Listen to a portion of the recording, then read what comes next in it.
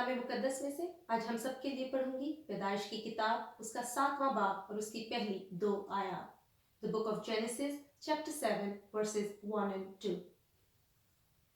اور خداوند نے نوح سے کہا کہ تو اپنے پورے خاندان کے ساتھ کشتی میں آ، کیونکہ میں نے تجھی کو اپنے سامنے اس زمانہ میں راست باز دیکھا ہے.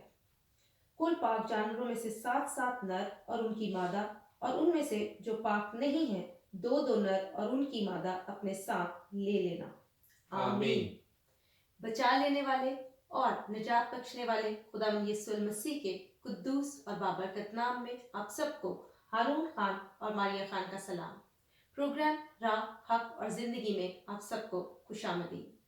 یہوہ خداوند کا شکر کرتے ہیں کیونکہ وہ وعدوں کا پکا اور سچا خداوند ہے، اور یہ اسی کے فضل سے ممکن ہے کہ ہم بارہا مل کر اس کی حضوری میں آتے ہیں اور اس کے پاک کلام میں سے سیکھتے ہیں. ناظرین، پچھلے ہفتے سے ہم نے بزرگ نوح کی زندگی پر غور کرنا شروع کیا، اور یہ پرسنلی ہمارے لیے بہت ہی بابرکت رہا. ہم نے پیدائش کے 6 باب پر بات کی، ہم نے نوح کے نام کا مطلب سیکھا، ہم نے بزرگ نوح کی راست بازی اور ان کے خداوند کے ساتھ ساتھ چلنے پر غور کیا. ہم نے اس وقت کی دنیا اور اس وقت کے لوگوں کے بگاڑ کے بارے میں بھی جانا. پھر ہم نے کشتی کی ڈائمینشنز اور اس دروازہ کے بارے میں بات کی جو اس کشتی میں بنایا گیا، اور آج ہم اس کشتی کے سفر پر غور کریں گے. ہارون، کشتی اب خداوند کے حکم کے مطابق بن کر تیار ہے. بزرگ نوح کی 120 سال کی محنت اور منادی اختتام کو پہنچی، اور اب وقت ہے اس کشتی کے سواروں کا اور خداوند کی قدرت ظاہر ہونے کا، کیونکہ ابھی تک زمین پر بارش کے کوئی امکان نہیں ہے. جی ہمارے بے شک یہ ایسے فینومیننس تھے جن کے حوالے سے ابھی تک کوئی بات پہلے نہیں ہوئی تھی، اور اسی حوالے سے جو لوگ تھے وہ بزرگ نوح کا ٹھٹھا اڑاتے تھے، ان کا مذاق اڑاتے تھے اور ان کی بات کو نہیں سنتے تھے.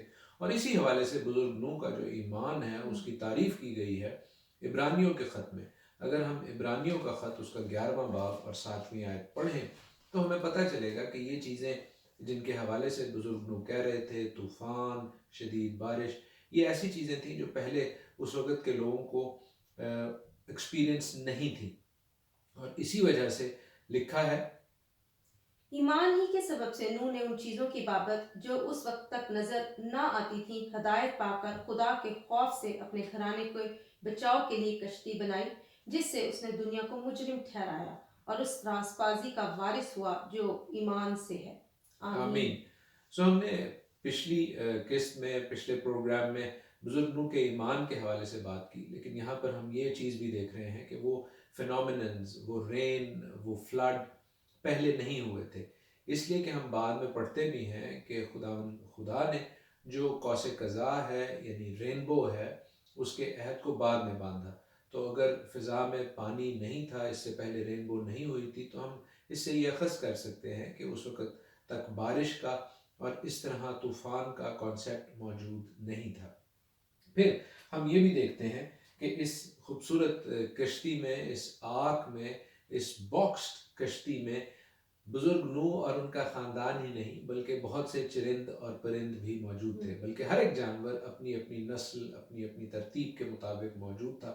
ایک خاص ڈسٹنکشن ہمیں ضرور نظر آ رہی ہے کہ پاک جانور جو ہیں وہ 7 کی تعداد میں، اور ناپاک جانور جو ہیں وہ 2 کی تعداد میں جا رہے ہیں. ہم دیکھتے ہیں کہ خدا نے اپنے حکم کے ذریعے سے ان جانوروں کو، ان چرند اور پرند کو بزرگ نوح کے لیے، اس کشتی کے لیے فراہم کیا تاکہ وہ اس میں جائیں، اور بعد میں جب افزائش نسل ہو، جب پروڈکٹیوٹی ہو، زمین پر پھلنے پھولنے کی بات ہو، تو وہاں پر پھر زندگی کا امکان ہو، نہ صرف بنی نوع انسان کے حوالے سے بلکہ چرند اور پرند کے حوالے سے بھی. بہت خوبصورت ہارون، کیونکہ یہاں لکھا ہے 9ویں آیت میں کہ 2 نر اور مادہ کشتی میں نوح کے پاس گئے جیسا خدا نے نوح کو حکم دیا تھا. تو یہ نر اور مادہ جو جانور تھے یہ خود گئے تھے. یہ ایک سپر نیچرل کام تھا، کوئی نوح جو ہے وہ ان کو کھینچ کر نہیں لے کر جا رہا. بالکل. اور اس سے ہم ایک اور چیز دیکھتے ہیں کہ جانوروں نے جو ہے وہ خداوند کی اطاعت کی، فرما برداری کی، جبکہ انسان کے پاس، جس کے پاس فری ول کی یعنی آزاد مرضی کی آپشن تھی، اس نے اس میسج کو بزرگ نوح کی معرفت ان تک پہنچا تھا، اس کو ریجیکٹ کیا اور پھر خداوند کے عطاب کا شکار ہوئے۔ ہارون میں 7ویں باب کی 4تھی آیت بھی پڑھ دیتی ہوں۔ وہاں لکھا ہے کیونکہ 7 دن کے بعد میں زمین پر 40 دن اور 40 رات پانی برساؤں گا اور ہر جاندار شے کو جسے میں نے بنایا زمین پر سے مٹا ڈالوں گا۔ یہاں پر جو 7 دن کی بات ہے، خداوند مزید 7 دن رکے، اس کا کیا مقصد تھا؟ جی ماریہ، اس کے حوالے سے بہت سے دوستوں نے سوال بھی کیا ہے اور بہت سی تھیوریز ہیں، تو وہ ہم جو چیدہ چیدہ اس میں سے بات چیت ہے وہ آپ کے ساتھ شیئر کیے دیتے ہیں ناظرین کے۔ جو جانور، جو چرند پرند اس کشتی کے سوار تھے بزرگ نوح اور ان کی فیملی کے ساتھ، ان کے آنے کے حوالے سے 7 دن لگے۔ کچھ لوگوں کا خیال یہ ہے کہ ان کے لوجسٹکس، ان کی اس پلاننگ میں اور ان کے اس کشتی میں سوار ہونے میں 7 دن لگے، because there were lots and lots of animals and birds and every kind of animal and bird۔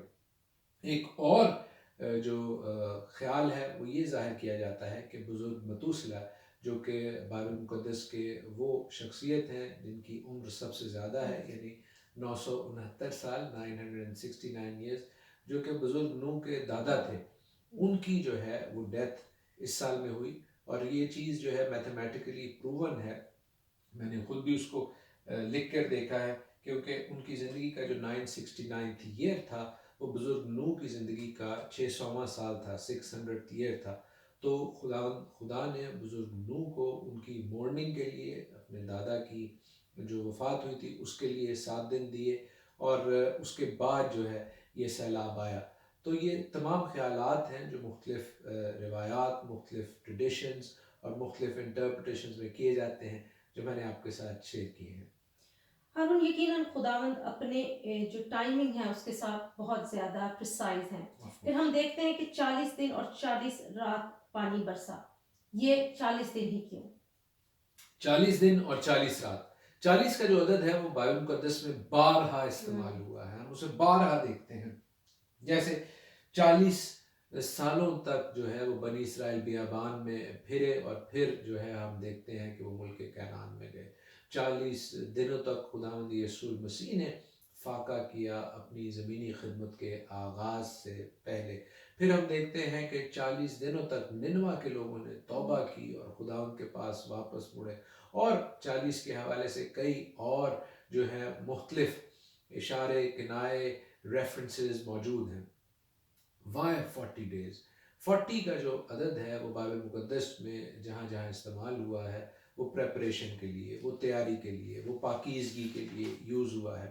جیسے خداوند یسوع مسیح نے اپنی زمینی خدمت کا آغاز کرنا تھا تو انہوں نے 40 دن کا فاقہ کیا، ایک روزہ رکھا جو 40 دن اور 40 رات کے لیے تھا، اور ہم دیکھتے ہیں کہ پھر انہوں نے اپنی زمینی خدمت کا آغاز کیا۔ اسی طرح خداوند یسوع مسیح جب آسمان پر اٹھائے گئے اور شاگرد جو ہیں وہ تیار ہو رہے تھے، ان کی پریپریشن ہو رہی تھی خداوند یسوع مسیح کے ارشاد اعظم کو پورا کرنے کے لیے، تب بھی ہم دیکھتے ہیں کہ وہ 40 دنوں تک نظر آتے رہے، اور 40 سال تک بنی اسرائیل بیابان میں پھرتے رہے تاکہ وہ بھی تیار ہو سکیں نئے ملک میں جانے کے لیے۔ اسی طرح ننوا جو ہے وہ بھی بچا، کیونکہ وہ 40 دن تک روزہ میں رہا، 40 دن تک انہوں نے اپنے آپ کو خاک اور راکھ میں رکھا، اپنے آپ کو ہمبل کیا تاکہ وہ خداوند کے ساتھ جڑ سکیں، اور ہم دیکھتے ہیں کہ وہ اپنی زندگیوں کے ایک نئے فیز میں جاتے ہیں۔ وہ جو تباہ ہونے والی قوم تھی وہ بالآخر بچتی ہے۔ 40 کا عدد اس حوالے سے بڑا انٹرسٹنگ ہے، اور ہم دیکھتے ہیں کہ یہاں بھی 40 دن اور 40 رات بارش ہوتی ہے، اور زمین جو ہے وہ پریپیئر ہو رہی ہے ایک نئی جو ہے تیاری کے لیے، ایک نیو بگننگ کے لیے۔ اور ہم دیکھتے ہیں کہ 40 دن 40 رات بارش ضرور ہوتی ہے، لیکن ایسا نہیں ہے کہ آفٹر 40 days and 40 nights جو ہے وہ بزرگ نوح اس کے بعد جو ہے وہ نئی زندگی کا آغاز کر دیتے ہیں، بلکہ it's a very long procedure, اس کے حوالے سے بھی ہم ابھی دیکھتے ہیں۔ بالکل ہارون، میرا اگلا سوال آپ سے یہی تھا کہ پھر ان 40 دنوں اور 40 راتوں کے بعد کیا ہوا؟ جی ماریہ، بالکل، یہ بالکل ایک ایکسائٹنگ بات ہے، انٹرسٹنگ بات ہے کہ 40 دن اور 40 رات تک بارش تو ہوئی، لیکن پانی جو ہے وہ کنٹینیوسلی جو ہے وہ رائز کر رہا ہے۔ جیسے ہم 7ویں باب کی 17ویں اور 18ویں آیت دیکھتے ہیں۔ यहाँ पर लिखा है, और 40 दिन तक जमीन पर तूफान रहा और पानी बढ़ा और उसने कश्ती को ऊपर उठा लिया। सो कश्ती जमीन पर से उठ गई और पानी जमीन पर चढ़ता ही गया और बहुत बढ़ा, और कश्ती पानी के ऊपर तैरती रही। आमीन। आमीन। सो हम देख रहे हैं कि पानी कॉन्टिन्यूसली चढ़ रहा है, वो राइज कर रहा है, कश्ती भी ऊपर जा रही है। और अगली कुछ आयात में लिखा है कि पानी जो बुलंद तरीन चोटियाँ थीं, आप K2s, ये माउंट एवरेस्ट जो कि कई हजार फीट बुलंद हैं, उनसे भी पानी ऊपर चला गया। तो हमें पता चलता है कि सब जानवर, सब परिंदे, चौपाए और ज़मीन पर के रेंगने वाले जानदार और सब आदमी मर जाते हैं, लेकिन सिर्फ वो लोग और वो जानवर जो इस कश्ती में सवार हैं वो बचते हैं। खुदावंद की तरफ से दी गई प्रोविज़न जो है वो ज़िंदगी का और निजात का और मखलसी का बायस बनती है। फिर हम देखते हैं कि खुदावंद एक स्पेशल हवा चलाकर इस पानी को रोकते हैं, पानी रिसीड करना शुरू करता है। लिखा है 8वें बाब की दूसरी आयत में कि समंदर के सोते आसमान के दरीचे बंद किए गए, आसमान पर से जो बारिश हो रही थी थम गई और पानी ज़मीन पर से घटते घटते 150 दिन के बाद कम हुआ, यानी कम होना शुरू होता है। और फिर 5वीं आयत में लिखा है कि 10वें महीने तक बराबर घटता रहा और 10वें महीने की पहली तारीख को पहाड़ों की चोटियाँ नजर आई। हम देखते हैं कि ये एक कॉन्टिन्यूस प्रोसेस है, एक लॉन्ग प्रोसेस है कि 40 दिन 40 रात बारिश तो हुई, लेकिन पानी चूंकि इतना ज़्यादा था, ज़मीन के नीचे, समंदरों के नीचे भी जो पानी है उसमें से भी पानी उबल रहा है, ऊपर से भी पानी आ रहा है, देयर इज़ वाटर एवरीवेयर। तो उसको रिसीड करने में, उसको वापस जाने में बहुत टाइम लग रहा है। कितना टाइम लग रहा है वो हम देखते हैं। 7वें बाब की 11वीं आयत में लिखा है, नूह की उम्र का 600 साल था कि उसके दूसरे महीने की ठीक 17वीं तारीख को बड़े समंदर के सब सूते फूट निकले और आसमान की खिड़कियां खुल गईं। आमीन। और फिर हम 13वीं और 14वीं आयत में देखते हैं कि जब नूह की ज़िंदगी का 601 साल था, यानी एक साल पूरा हो गया, और फिर उसके दूसरे महीने की 27वीं तारीख थी, तब ज़मीन बिल्कुल सूख गई। सो इस तूफान को, इस पानी को ज़मीन पर से जाते जाते एक साल और 10 दिन लगे।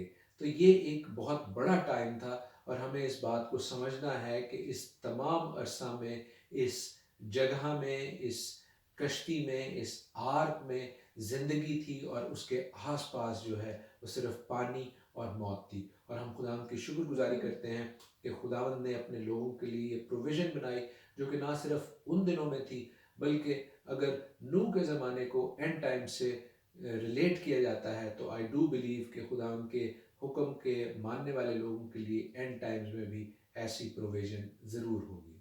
हालेलुया। और हारून, इस साल के अरसे में हम देखते हैं कि नूह ने क्या किया, उसने कैसे अपने आप को इन्फॉर्म रखा बाहर की दुनिया से। कौवे और कबूतरी का जिक्र है, इन दो परिंदों का, और ये बहुत खूबसूरत है। इसमें क्या भेद छुपा है? हाँ जी, कौवे और कबूतरी के हवाले से हम देखते हैं कि बुजुर्ग नूह जो हैं वो जो खिड़की बनाई गई थी उस कश्ती में, उस आर्क में, उसको खोलते हैं और कौवे को उड़ाते हैं। लिखा है कि सो वो कौवा निकला और जब तक ज़मीन पर से पानी सूख ना गया इधर उधर फिरता रहा, और वो बुजुर्ग नूह के पास वापस नहीं आता। कौवा एक नापाक जानवर है और आई थिंक ये उस शैतान की शबीह भी है, उसको सिंबलाइज भी करता है, जो इधर उधर फिरता रहता है। मेरे साथ देखिए अय्यूब नबी की किताब, the book of job, chapter 1 verse 7। और खुदावन ने शैतान से पूछा कि तू कहाँ से आता है? शैतान ने खुदावन को जवाब दिया कि जमीन पर इधर उधर घूमता फिरता और उसमें सैर करता हुआ आया हूँ। आमीन। आमीन। सो हम देखते हैं कि जो ट्रेड, जो खसलत वहाँ पर कव्वे की थी, वही खसलत यहाँ पर शैतान इब्लीस की दिखाई दे रही है। और फिर आप जानते हैं कि कव्वे और ऐसे नापाक जानवर जो हैं वो मुर्दार खाते हैं, वो जो उनका वेट कर रहे थे कि वहाँ पर लोगों की बॉडीज़ नज़र आएँ, डेड बॉडीज़ नज़र आएँ और उनमें अपने पंजे गाड़ें। तो हम शैतान इब्लीस के हवाले से भी यही देखते हैं कि वो लोगों की जानों पर कब्ज़ा करना चाहता है। ये उसकी एक ट्रेट है और इसके हवाले से हम पहले भी कई दफ़ा ज़िक्र कर चुके हैं। जहाँ जहाँ पर हमने देखा है निम्रूद जो कि शैतान की टाइपोलॉजी है, वो इंसान की जानों का शिकार किया करता था। اور اسی طرح جن بادشاہوں سے بزرگ ابراہیم لڑنے کو گئے انہوں نے بھی اپنا سارا مال اور اسباب ابراہیم کو دے کر کہا کہ ہمیں لوگوں کی جانیں ضرور دے دے۔ پھر ریویلیشن میں ہمیں سوداگر نظر آتے ہیں جو بیبیلون کے ساتھ جو ہے سوداگری کرتے ہیں، وہ بھی مختلف چیزوں میں ڈیل کرتے ہیں، اور خاص طور پر لکھا ہے لوگوں کی جانوں میں بھی ڈیل کرتے ہیں۔ تو it's a very vast and interesting topic, but we see on the opposite side of it, on the flip side of it، کہ کوے کے اپوزٹ کبوتری کو بھی بھیجا جاتا ہے، اور ایک دفعہ نہیں کئی دفعہ بھیجا جاتا ہے، اور وہ ہمیشہ جو ہے اولیو برانچ یا برکت کا اور اچھائی کا پیغام لے کر آتی ہے۔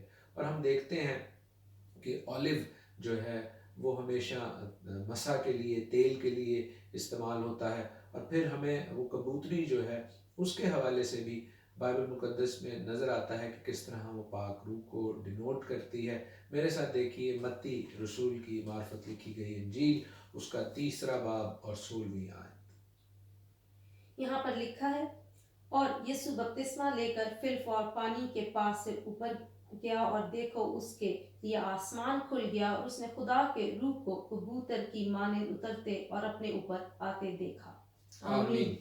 سو عزیزو، یہ خدا کا بڑا فضل ہے کہ ہمیں یہاں پر کچھ بھید کی باتیں نظر آئیں ان پرندوں کے حوالے سے بھی، یعنی ریون اینڈ ٹرٹل ڈو کے حوالے سے، اور پھر ہم یہ بھی دیکھتے ہیں عزیزو کہ خداوند جب سکونت کرنا چاہتے ہیں، جہاں پر ہمیں کبوتری نظر آئی، خداوند یسوع مسیح نظر آئے، اور یہ بات بھی نظر آتی ہے کہ کبوتری جب اولیو برانچ لے کر آتی ہے، اولیو لیف لے کر آتی ہے بیسیکلی، تو وہ یہ بلیسنگ دکھا رہی ہے، یہ برکت دکھا رہی ہے کہ خداوند اپنے لوگوں کے ساتھ جو ہے وہ اب انہیں مسا کر رہا ہے، انہیں بلیس کر رہا ہے، انہیں انوائنٹ کر رہا ہے تاکہ وہ زمین میں بڑھیں اور ترقی کریں۔ اور یہ خداوند کا ایک طریقہ تھا بزرگ نوح کو بتانے کا، جسے آگے جا کے وہ مزید کلیئرٹی سے بتائیں گے، لیکن یہاں پر یہ کہ اب you are the anointed one, you are going to bless and multiply on this earth. خداوند کا شکر ہو۔ 15ویں آیت میں لکھا ہے 8ویں باب کی، تب خدا نے نوح سے کہا کہ کشتی سے باہر نکل آ، تو اور تیرے ساتھ تیری بیوی اور تیرے بیٹے اور تیرے بیٹوں کی بیویاں۔ سو ہم دیکھ رہے ہیں کہ خداوند کے حکم کے مطابق نوح اپنے گھرانے کے ساتھ اس کشتی سے باہر آتے ہیں۔ جی مارین، یہ بڑا اچھا ریفرنس ہے، یہ خداوند کی برکت کا ریفرنس ہے، اور ہم دیکھتے ہیں کہ بزرگ نوح جو ہیں وہ بھی باہر آتے ہیں، اور ساتھ ان کے یہ تمام چرند پرند، یہ حیوانات، یہ بھی باہر آتے ہیں، اور بزرگ نوح جو ہیں وہ قربانی چڑھاتے ہیں۔ ہم دیکھتے ہیں کہ بزرگ نوح لکھا ہے کہ پاک چوپایوں میں سے، پاک پرندوں میں سے تھوڑے سے لے کر اس مذبح پر سوخنی قربانی چڑھاتے ہیں۔ عزیزو، پاک اور ناپاک جانوروں کا یہ جو فرق ہے، یہ ہمیں بائبل مقدس میں بارہا نظر آتا ہے۔ بہت سے لوگ یہ خیال ظاہر کرتے ہیں کہ یہ اس شریعت میں جو بزرگ نبی موسیٰ کی معرفت خدا تعالیٰ نے اپنی قوم اسرائیل کو دی، وہیں سے شروع ہوتا ہے، لیکن در حقیقت بائبل مقدس ایسے نہیں کہتی، خداوند ایسے نہیں کہتے۔ یہ صرف اسرائیل کے لیے نہیں بلکہ خداوند کے تمام لوگوں کے لیے یہ ڈسٹنکشن ہے، یہ امتیاز ہے، پہلے بھی تھی اور بعد میں بھی رہتی ہے۔ تو ہمیں اس بات کو سمجھنا ہے کہ نہ صرف بزرگ نوح کو پاک اور ناپاک کا، طاہر اور نجس کا فرق اور امتیاز معلوم تھا، بلکہ ان سے پہلے بھی ہم دیکھتے ہیں کہ بزرگ آدم کے جو 2 بچے تھے، قائن اور حابل، وہ بھی جب خداوند کے حضور قربانی لے کر آتے ہیں تو ان کو بھی اس ڈسٹنکشن کا، اس فرق کا پتہ ہے۔ تو ہمیں آج کے دور میں بھی پاک اور ناپاک کے حوالے سے اس ڈسٹنکشن کو، اس فرق کو سمجھنے کی ضرورت ہے، کیونکہ یہ خداوند کی ٹھہرائی گئی ڈفرینسیشن ہے، یہ خداوند کی ٹھہرائی گئی امتیاز ہے، اور اگر ہم اس کو اپنی مرضی سے، اپنی سوچ سے جو ہے وہ کم تر گردانتے ہیں تو دراصل ہم خداوند کی بات کو ٹال رہے ہیں، خداوند کی ٹھہرائی گئی حد کو ہم عبور کر رہے ہیں، اور یہ ہرگز خداوند کے لیے قابل قبول بات نہیں ہوگی۔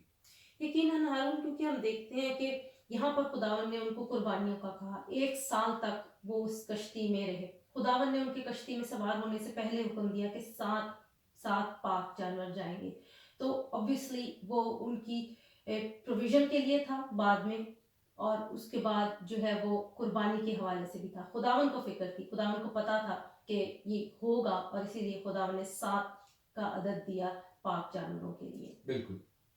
آگے ہم پڑھتے ہیں اور وہاں پر ہمیں وہ برکت نظر آتی ہے جو خداوند نے نوح کو اور اس کی اولاد کو بخشی. 9 باب کی پہلی آیت میں لکھا ہے, اور خدا نے نوح اور اس کے بیٹوں کو برکت دی اور ان کو کہا بارور ہو اور بڑھو اور زمین کو معمور کرو. آمین. ہم اس بلیسنگ کو دیکھتے ہیں جو پہلے ہمیں بزرگ آدم کو دی گئی نظر آتی ہے, لیکن اب یہ بلیسنگ اسی طرح بزرگ نوح کو دی گئی ہے.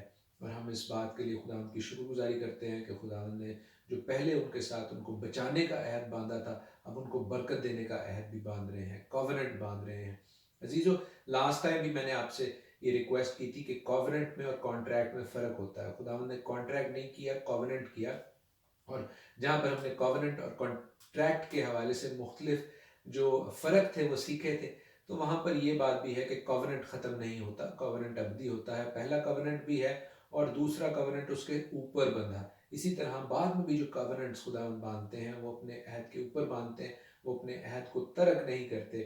اور ہم خداوند کی اس بلیسنگ کو, اس کووننٹ کو دیکھتے ہیں جہاں پر وہ یہ کہہ رہے ہیں کہ اب تم گوشت کھاؤ لیکن خون نہ کھانا. اس سے ہمیں یہ پتہ چلتا ہے کہ اس سے پہلے جو ہے وہ گوشت کھانے کی جو اجازت غالباً نہیں تھی, لیکن اب خداوند بڑا کلیئرلی کہہ رہے ہیں 4 آیت میں, بلکہ میں 3 آیت سے پڑھتا ہوں 9 چیپٹر کی. لکھا ہے کہ ہر چلتا پھرتا جاندار تمہارے کھانے کو ہوگا, ہری سبزی کی طرح میں نے سب کا سب تم کو دے دیا, مگر تم گوشت کے ساتھ خون کو جو اس کی جان ہے نہ کھانا.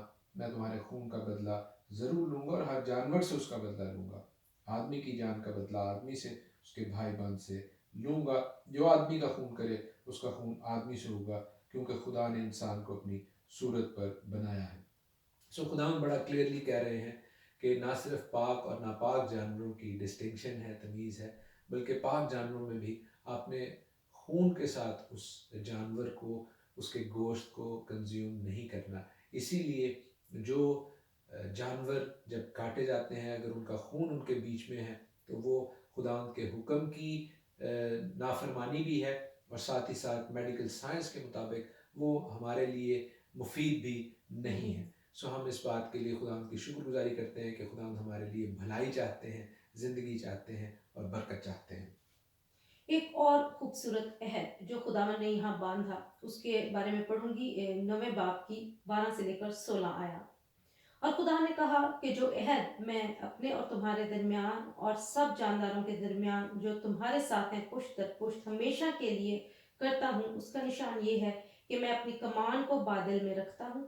وہ میرے اور زمین کے درمیان عہد کا نشان ہوگی, اور ایسا ہوگا کہ جب میں زمین پر بادل لاؤں گا تو میری کمان بادل میں دکھائی دے گی. میں اپنے عہد کو جو میرے اور تمہارے اور ہر طرح کے جاندار کے درمیان ہے یاد کروں گا, اور تمام جانداروں کی ہلاکت کے لیے پانی کا طوفان پھر نہ ہوگا. اور کمان بادل میں ہوگی اور میں اس پر نگاہ کروں گا تاکہ اس ابدی عہد کو یاد کروں جو خدا کے اور زمین کے سب طرح کے جاندار کے درمیان ہے. آمین. سو ہم دیکھ رہے ہیں کہ خداوند آف کورس قوس قزح کا, رینبو کا ذکر کر رہے ہیں جو کہ خداوند کی کمان ہے. اور عزیزو, یہ کمان جو ہے ہمیں ابھی بھی نظر آتی ہے جب بھی بارش ہوتی ہے, فضا میں پانی ہوتا ہے, ایک پریزم ایفیکٹ ہے, لیکن یہ دراصل خداوند کی اس بلیسنگ کا, اس کووننٹ کا نشان ہے جو خداوند نے باندھا کہ میں اب پانی سے پوری زمین کو تباہ نہیں کروں گا. بہت سے طوفان, فلڈز آتے ہیں, آج بھی آتے ہیں, لیکن پوری زمین کبھی تباہ نہیں ہوتی. سو یہ خداوند کی عین شفقت ہے, وہ اپنے وعدے کو یاد کرتے ہیں, اور ہم خداوند کی شکر گزاری کرتے ہیں کہ خداوند نے اس خوبصورت نشان کو بادل میں رکھا ہے, فضا میں رکھا ہے, جس کو ہم دیکھ کے خوش ہوتے ہیں, اور خداوند کی برکت کو, خداوند کی رحمت کو, خداوند کے کووننٹ, اس کے ابدی عہد کو یاد کرتے اور اس کی شکر گزاری کرتے ہیں. اور بے شک یہ اس چیز کا نشان بھی ہے کہ خدا نے پہلے بھی اپنے لوگوں کو نوح کے زمانے میں بچایا اور ان کو ٹائم دیا کہ وہ اس کے لیے اس کے کلام کو, اس کے میسج کو لوگوں تک پہنچا سکیں. اور عزیزو, اینڈ ٹائمز میں بھی آف کورس یہ نشان اہم ہوگا, اگرچہ ہم دیکھتے ہیں کہ بہت سی ایسی تنظیمیں اس نشان کو استعمال کرتی ہیں جو خداوند کے کلام کے بائبل مقدس کے خلاف ہیں، لیکن در حقیقت یہ خداوند کا نشان ہے، اور ہم اسے خداوند کی شکر گزاری اور خداوند کے پیار اور محبت کے نشان کے طور پر قبول کرتے اور یاد کرتے ہیں۔ ہاللیلویا، یقیناً ہارون خداوند کے تمام عہد دائمی ہیں۔ خداوند ایسا خدا نہیں ہے جو بدل جائے، جو اپنے ہی باتوں سے مکر جائے۔ ناظرین، ہمارے خداوند کے وعدے پکے اور سچے ہیں، وہ ہمیشہ سے ہمیشہ تک قائم ہیں۔ ہم نے اپنی زندگیوں پر غور کرنا ہے کہ کیا ہم خداوند کے ساتھ چلنے کو تیار ہیں؟ کیا ہم خداوند سے پاک روح کے اس تیل کو مانگتے ہیں جو ہماری زندگیوں کو سیراب کرے، جو ہمیں خداوند کی دوسری آمد کے لیے تیار کرے؟ اگر ایسا نہیں ہے تو آئیے آج مل کر اپنے دل، اپنی زندگیاں خداوند کو دیں۔ خداوند یسوع مسیح کے نام میں آمین۔